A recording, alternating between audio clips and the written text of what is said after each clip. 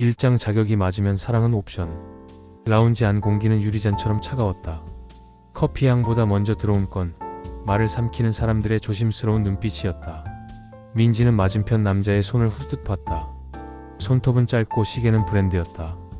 다리에 놓인 검은 슬랙스는 주름이 없었고 그는 자신을 소개할 때 감정 없는 음성으로 또박또박 말했다.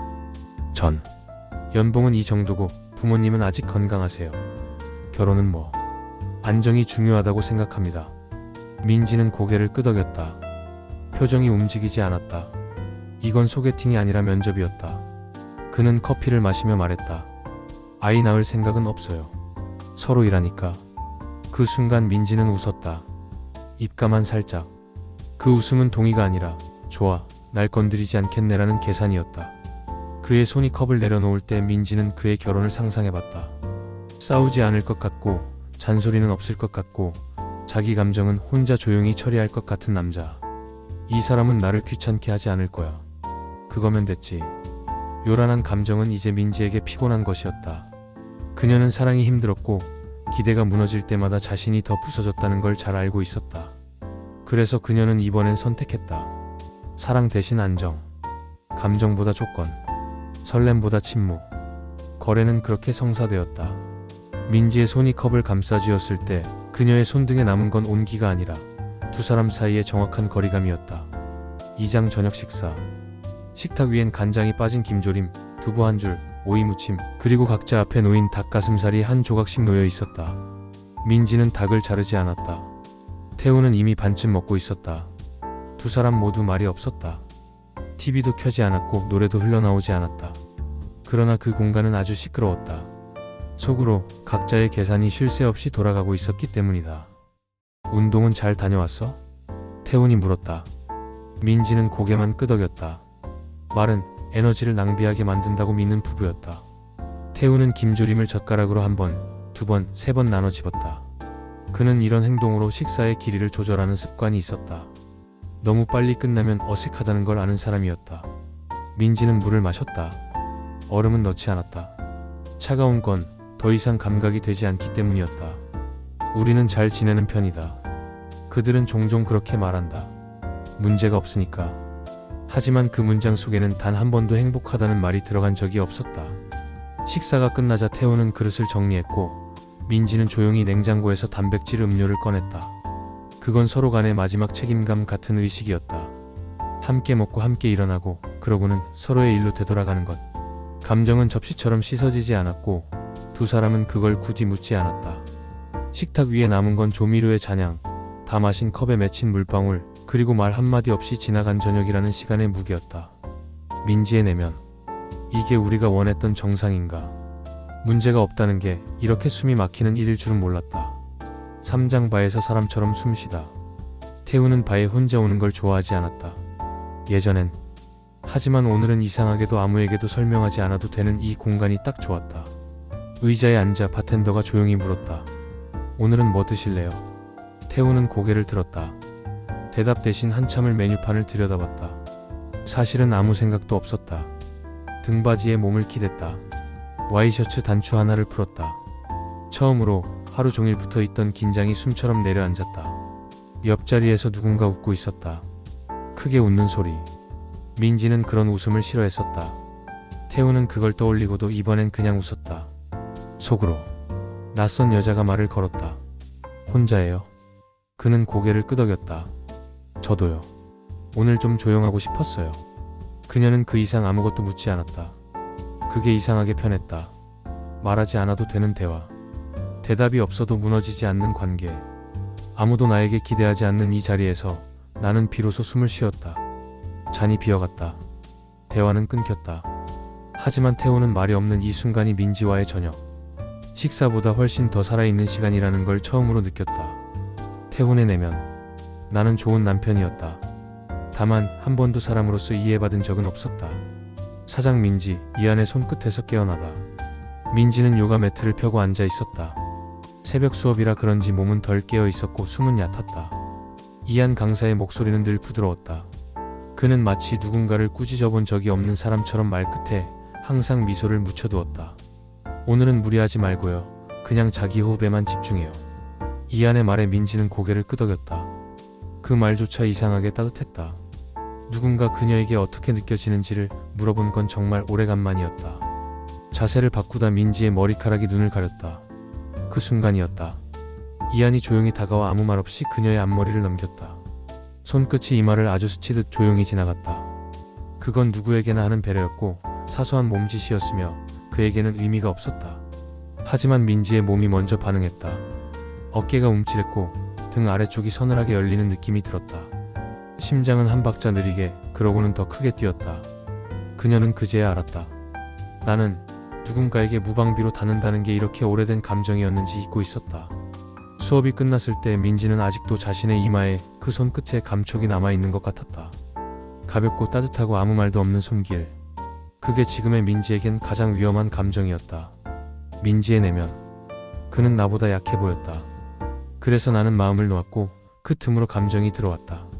오장 민지 그대로의 민지가 아니다. 집은 똑같았다. 현관에 들어서면 무음 모드로 설정된 태훈의 슬리퍼가 항상 그 위치에 놓여있고 거실엔 아무 향도 없는 정갈한 공기가 있었다. 민지는 아무 말 없이 자기 방으로 걸어갔다. 가방을 내려놓고 거울을 봤다. 이마를 쓸던 손끝이 자꾸 생각났다. 말도 없었고 의미도 없었던 그 손끝.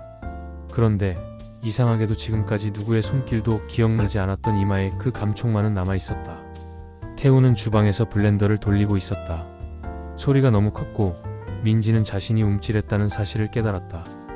이전엔 아무렇지도 않았던 소리였다. 닭가슴살은 구웠고 계란은 삶았어. 오이 무침 어제 거 있어. 그건 태훈의 방식이었다. 문제없는 식단, 규칙적인 신체 관리, 이상 없는 결혼 생활. 이 세 가지가 그의 신념이었다. 민지는 고개를 끄덕였다. 그러나 마음은 점점 말이 없어지는 자기 자신을 의심하고 있었다. 지금 난 왜 아무 말도 하지 않는 거지? 태훈은 민지의 얼굴을 바라봤다. 민지는 고개를 숙이고 있었고 그는 더 묻지 않았다. 하지만 그 순간 그도 느꼈다. 무언가가 아주 작게, 아주 천천히 스르르 이 사람 사이에서 빠져나가고 있다는 걸.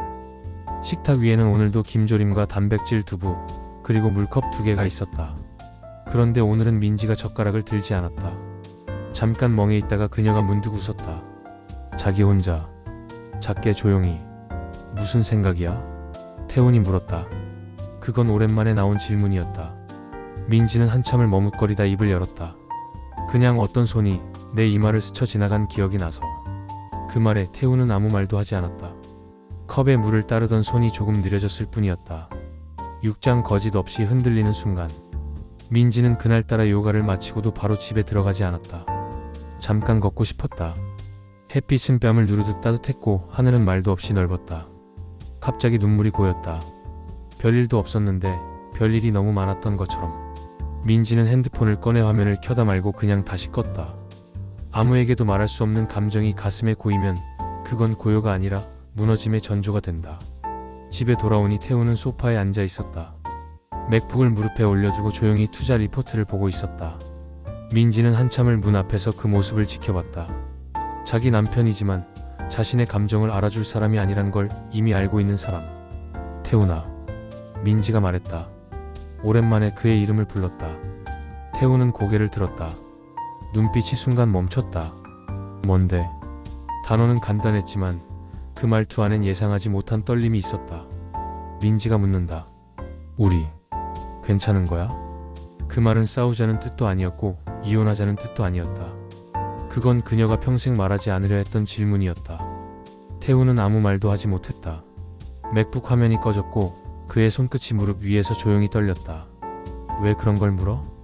태훈은 조용히 숨을 멈추듯 말했다. 민지는 웃지도 울지도 않았다. 다만 한 발짝만 그에게 가까이 다가섰다. 그냥 나도 누군가한테 나 괜찮은 사람인지 물어보고 싶었던 거야.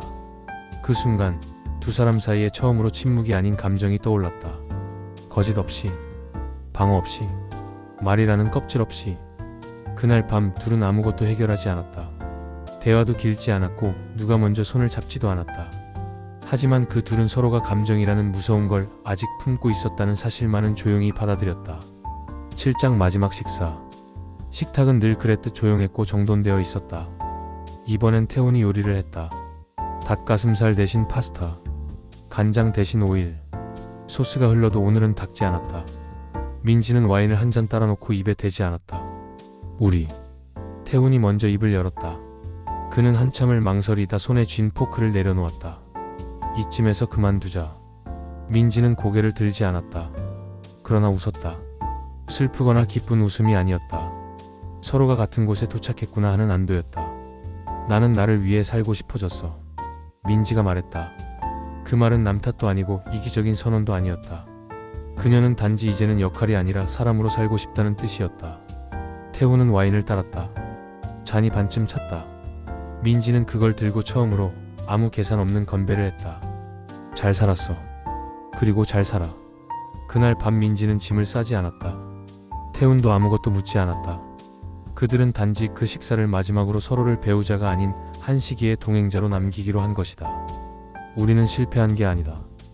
단지 이제 서로를 놓아줄 수 있는 용기가 생긴 것뿐이다.